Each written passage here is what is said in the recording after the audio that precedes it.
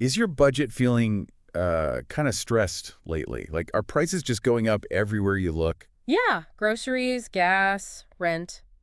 It feels like everything costs more, and that old budget just isn't cutting it anymore. Exactly. It feels like you're constantly trying to catch up. So today, we're tackling that head on. We're digging into how you can build a smarter budget, one that's actually resilient in this kind of economy. Right. Something that helps you feel more in control, even when things feel uncertain. We've got three key questions to unpack. Let's do it. Practical strategies you can use right now. Okay, first big one, cash. How much do you actually have on hand right now? We're talking about that emergency fund. Yes, the emergency fund. Hmm. But think of it less like a panic button Right. and more like your flexibility fund. It gives you breathing room. Flexibility. I like that. So the old advice used to be, what, 3 months of expenses? Yeah, that was the standard for ages. 3 months of your core expenses. Well, that's changing now, isn't it? It really is. What we're seeing now is a big shift. Most experts are saying you should aim for more like 6 to 12 months. They said 12 months. Wow, that's a huge jump. Double or even quadruple. It is a big jump. And honestly, for some people, like if you have dependents or your income is really up and down, maybe you're freelance, some advice even pushes that up to, believe it or not, 2 years worth of expenses. 2 years. Okay, that sounds intimidating. Like almost impossible for a lot of people starting out. Totally. It can feel overwhelming, but let's make it concrete. Say your essential bills, rent, basic food, utilities, transport, minimum payments add up to $2,500 a month. Okay, 2,500. A 6-month fund means you're aiming for $15,000.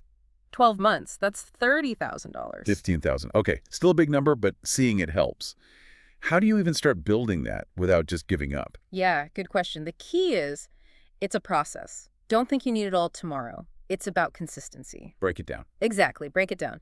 To get to that $15,000, if you save $500 a month, it takes about 2.5 years. Okay, 500 a month still might be tough for some. Right. So maybe start smaller. How about $100 a week? $100 a week. Yeah, that's maybe $400, $450 a month. Do that for about 6 months, maybe a bit more, and boom, you've got your first month covered. Okay, so build 1 month first. Yeah. Get that first month under your belt, then aim for 3 months, then push towards 6, step by step.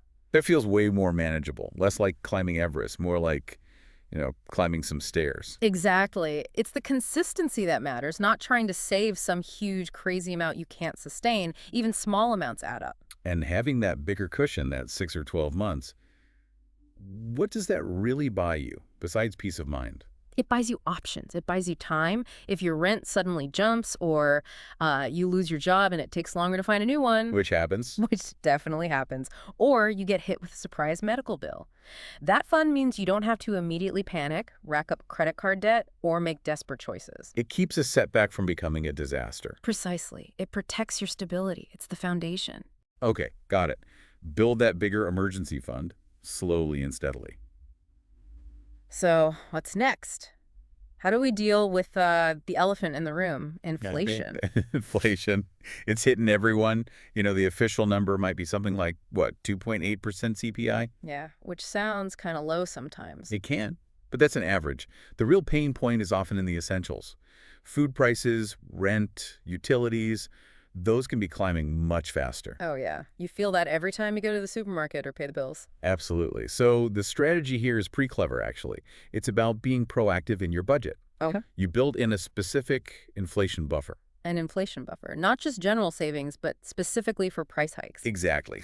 For those key essential categories, the stuff you have to buy, the recommendation is to add, say, 3% to 5% on top of what you normally budget. Okay, wait. Walk me through that. Give me an example. Sure. Let's use groceries again. Say you normally budget $600 a month. Instead of budgeting $600, you budget maybe $630. That's adding 5%. Or your rent is $1,500. You mentally budget or even set aside $1,575. Utilities are $200. Plan for $210. You add that little cushion to your essentials. So you're basically expecting prices to go up a bit and planning for it in advance. You got it. You're anticipating it. And here's the cool part. If prices do rise by that 3 or 5%, great, you're covered. No scrambling, no surprise budget cuts mid-month. Right, you're prepared. But what if they don't? What if prices stay flat or only go up 1%? That's the beauty of it. Any part of that 3-5% buffer you didn't need, it's just extra money. Oh. It automatically becomes savings. You can sweep it into your emergency fund, put it towards a different goal.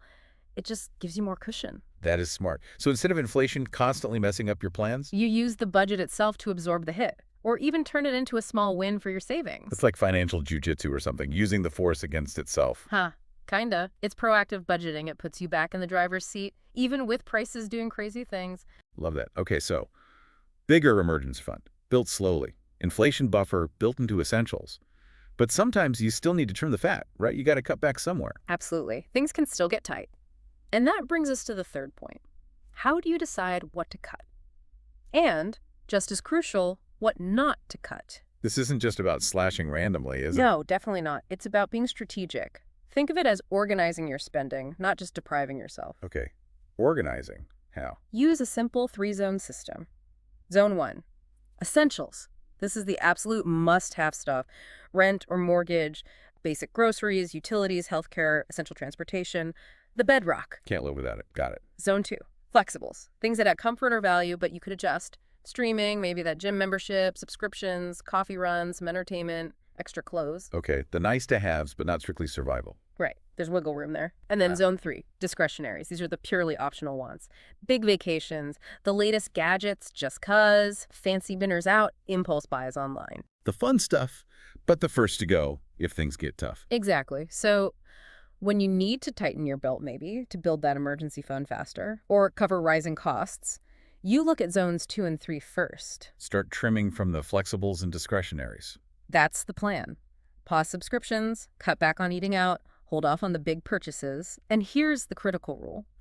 Always protect Zone 1.